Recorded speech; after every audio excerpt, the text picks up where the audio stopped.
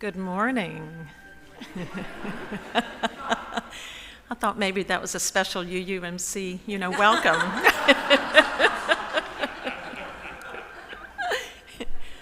Aw, the never-ending welcome. So I am very honored to be here today and this morning. When Katie called me and invited me to be here to deliver a message this morning, I was quite, I guess honored is the word, and humbled a bit as well. And so I am coming here today to be able to offer a message on some of the work I've done as a social worker and working in crisis intervention, with the work I've done with grief and bereavement, as well as my own personal journey through grief and bereavement with the loss of my husband. Some of you I recognize were here in the years that maybe Jean was here as well, serving as the associate pastor. And Katie gave me permission at the earlier service that I could talk, when I talk a little bit about Jean, just the fact that he was, he had a great sense of humor. And he served here for 3 years, and I can't remember, and Ken probably remembers, but I can't, that at some point during that first year, Ken invited my husband, Gene, to also provide a new service. He said, would you like to start a new service in the Wesley building, right behind here, on the campus building for the Methodist Church? And so those were the years in which I never sat here in this part of this sanctuary before today, and just found that it was a place of lots of memories for me from the time that Jean and I served here. And really, he was the one doing the serving. I was present to support. And so, so as I come today to talk about this idea, which I just really thank Katie, and I just want to and just say that I think it takes courage sometimes for a pastor to be willing to do a series for something that can feel a bit uncomfortable for people at times. And it's so important in our walk with God and with Christ. Such a huge part of what Christ brought to us when he was on earth was his compassion and his caring for others, and to be with others who are suffering and to help them. And before I get fully started, I'm going to read a poem that a friend of mine brought to my attention and shared with me that I thought was just a good place to perhaps start for the next few minutes that I'll be sharing with you. It's a poem that was written back in, the 1100s, so a long time ago. 'Tis a fearful thing to love what death can touch, a fearful thing to love, to hope, to dream, to be, and oh, to lose. A thing for fools this, and a holy thing. For your life has lived in me, your laugh once lifted me, your word was a gift to me. To remember this brings painful joy. 'Tis a human thing, love, a holy thing to love, what death has touched.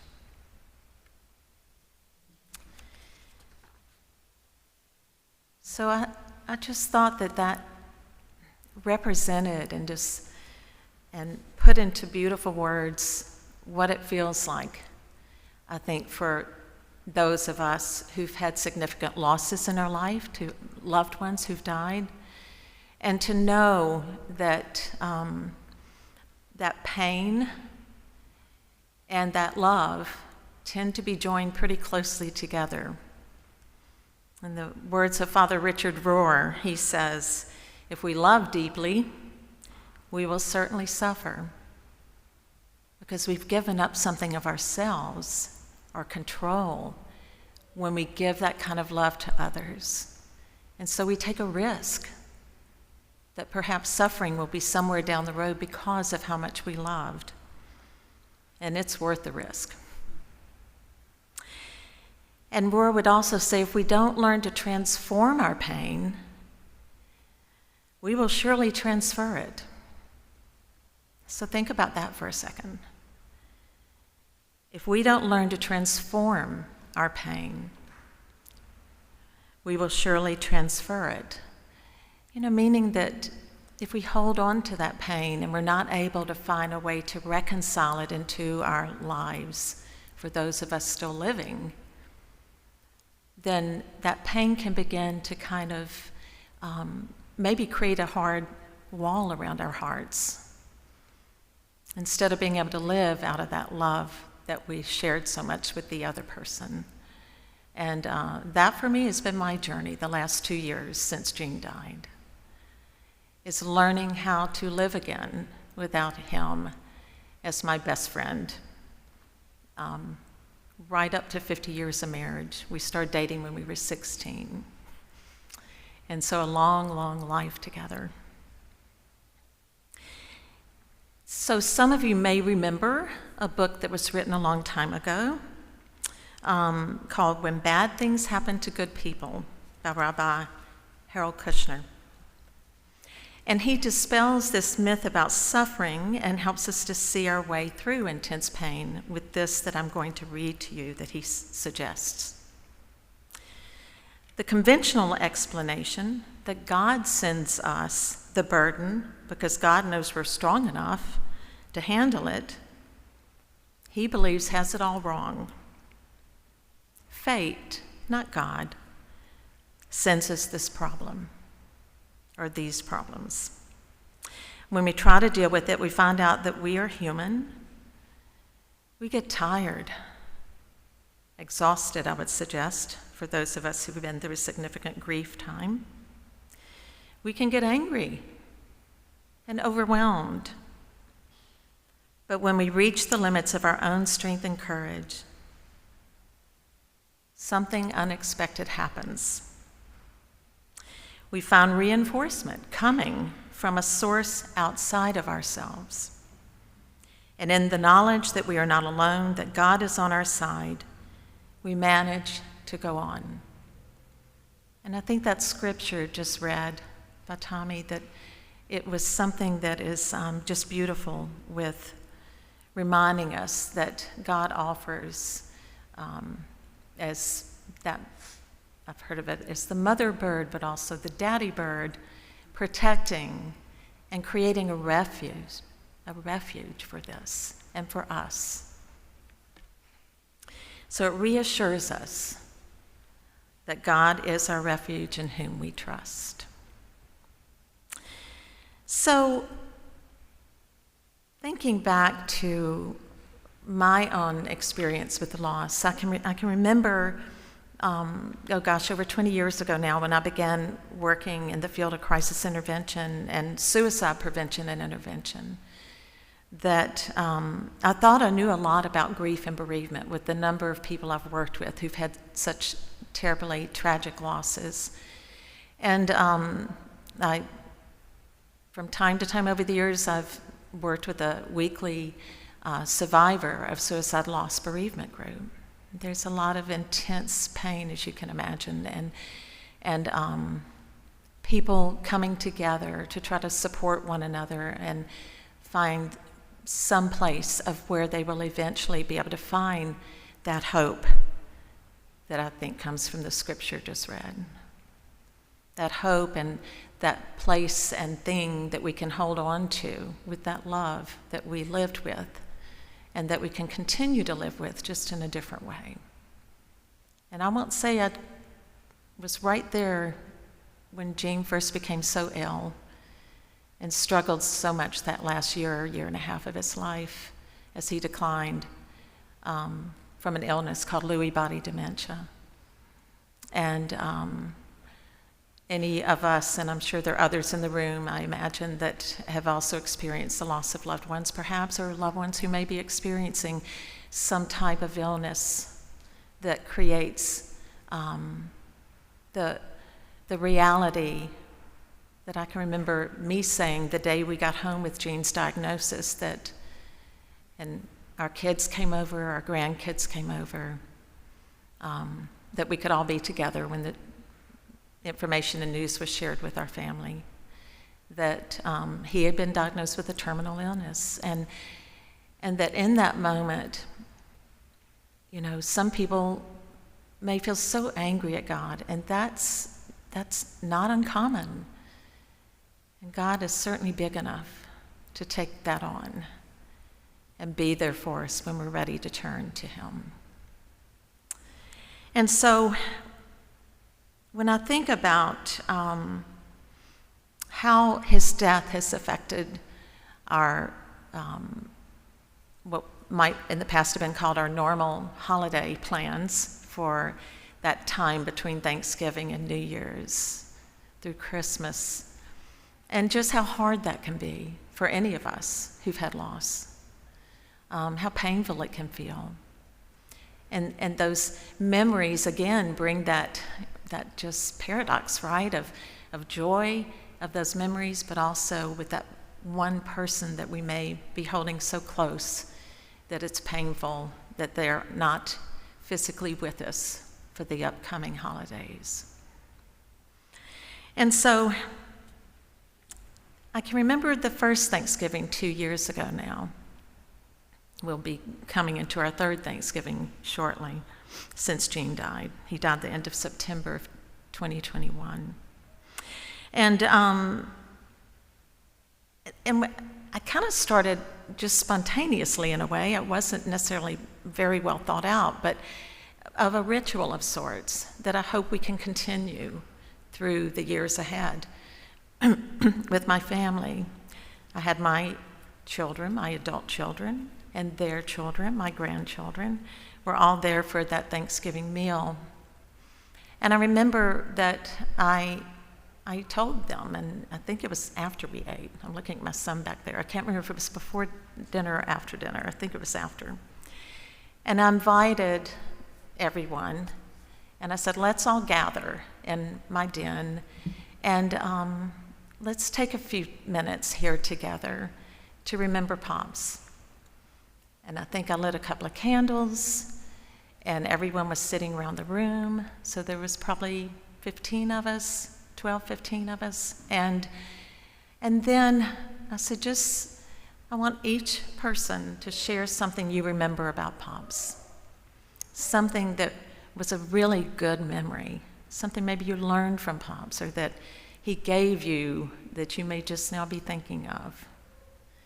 And each one of those, certainly my children, but each one of my grandchildren, I think at the time they were down to 5 years old at that point, a couple of years ago, and up to 15 years old, and in between all those ages. And every one of them eventually had something to say. And just the most wonderful, beautiful gift, and I could just imagine Gene was there. I mean, I know he was and is. Just being a part of that. And so that's one way that for me, I was going to manage through that first holiday without Gene. And so when I look back on that time, and I think about the years that I've offered bereavement and grief services to many people in different ways. One thing I know for sure is, well, I imagine you all do, it's no stunning fact that people grieve differently. And there's no really wrong way to grieve, as long as you are allowing yourself to grieve. So grief is actually those feelings and emotions inside of us. The sadness, the pain, maybe the anger, maybe just feeling overwhelmed. All those different emotions we can be feeling. I know for a period of time I felt pretty lost because The person I went to talk about everything in life was no longer there. And thankfully, I had others that were willing to listen. And so thinking about that, whether it's a loss perhaps through a divorce or a loss that is through a death that's occurred, there can be that empty chair at your table. And so thinking about what you're going to do with those feelings inside that grief, what becomes really important is that you choose to mourn that death, to mourn that loss, to be able to find ways that you can get those feelings out. It may be just having a good cry. Tears are really, really important, and I would encourage you, if it's hard for you to cry, there are things you can do about that. You can read a sad book or watch a sad movie. Sometimes those are things that instigate emotional release when it's hard to do. But one thing I'll tell you about tears, there's some scientific evidence, I can assure you, you can go Google it when you leave here today, that tears of sadness and grief and pain are full of toxins, chemically, but tears of happiness and joy aren't. And I remember the first time I heard that many years ago, and I thought, oh my gosh. So tears are really important to let out. It's a really great way to release that pain and be able to grasp onto something that's a healthy way to grieve and to mourn. So there are many other ways as well for us to grieve and to mourn. So thinking about that in the beginning of a loss, that year of firsts, the beginning of a loss of a loved one to death, initially, like I said a moment ago, I felt lost. So you might feel numb. Probably, if it's a close relationship, you have feelings of exhaustion as well. Not just tired, but like, how in the world am I going to put my feet on the floor today? And how in the world? I remember when I first started taking walks again, because I've always loved to walk as one of my exercise things that keeps me a little bit healthy, is Gene couldn't walk, and I was constantly, he needed someone with him all the time those last months, and I'd gotten out of the habit of walking. And I can remember after he passed that after a week or so, I thought, okay, I need to get out there and start walking again. And I can remember how slow I walked. I just did not have the strength or energy. And so recognizing that grieving and mourning takes a lot of energy. It can be exhausting. So be gentle with yourself. Give yourself permission to know it takes time to be able to maybe come back for some of those things that you need to do that perhaps that you were doing earlier in your life before this event. We also know that grief can actually cause you to be perhaps more at risk for illnesses or maybe even diseases. And so making sure that maybe you want to check in with your doctor. I mean, these are just a few things to be keeping in mind for yourself or for others you may know who are going through the first year of a loss, especially. And attempting to avoid those emotions with your grief is going to only delay them. I remember at the crisis center, we had a term that we said they're going to come out sideways. They'll come out one way or another. It might be an anger, that all of a sudden you realize you're irritable and that, why am I reacting this way? Been there too. And so knowing how those things can impact us without recognizing and connecting it that, oh, this is about that.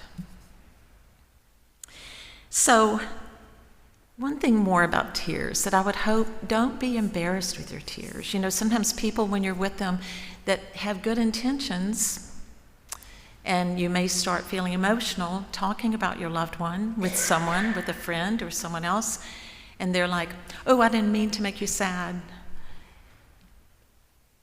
they're not making you sad, probably. I know for me, they weren't making me sad. The sadness was already there. It was inside of me.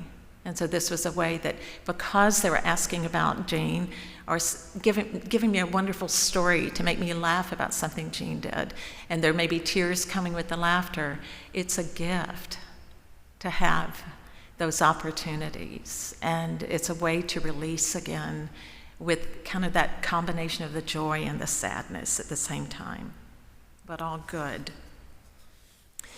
So, with this year of first, and grief may affect you unexpectedly. I remember when my father died in 2015, I went to the grocery store a week or two before Thanksgiving to just get some supplies of things I was going to cook. And so I'm wandering around the grocery store, and it was probably about a month and a half, 2 months at that time. My father died in September as well. And so all of a sudden I rounded a corner at one of the aisles, and there's this huge display of those, those soft rolls you can buy in the package, and you can put them in the oven and brown them off. Those, they've been around for a long time. My dad always brought, for our Thanksgiving meal, probably 4 or 5 of those packages, because he figured the boys would always eat them up, and then also cranberry sauce. But when I rounded that corner and saw that display of rolls, and I wasn't even consciously thinking of him at that point, but when I saw the display, I just burst into tears and just stood there for a minute staring at them and just sobbed. And I thought, I don't care. I'm sorry if I'm going to make anybody uncomfortable, but hey, that this is real. It's about life, and it's about love. And I think sometimes if we could all become more comfortable with people who are not in a great place, and letting them share with us about their losses and their grief, and to be able to begin to think of the opportunities about that empty chair at the table, what you're going to do. How can you create a good memory? How can you create something that can turn this sadness and weeping and pain inside of you, where you can begin to find those nuggets of joy that you can be reminded of your loved one. And sometimes, of course, it takes a while to get there. It did me as well. So, go out there, talk to people, ask for help, reach out for what you need with your friends and your family. And don't be ashamed or worried about tears. Use those tears to heal. Find other ways. If you need a counselor, if you need people that can offer you further help, don't hesitate reaching out for that also. You don't have to carry it alone. There are people that will be there for you, I can imagine, in this church. So, thank you very much. May I read that last poem? I forgot. I'm sorry, there's one more poem I want to end with, because it's so beautiful. Okay, it's written as though it's from the person who's died. And if I go while you're still here, know that I live on, vibrating to a different measure, behind a thin veil that you cannot see through. You will not see me, so you must have faith. Await the time when we can soar together again, both aware of each other. Until then, live your life to the fullest. And when you need me, just whisper my name in your heart, and I will be there. Amen. Patty, we're so thankful for your reflections on life and grief with the irreverent Reverend. Yes, that was his other name.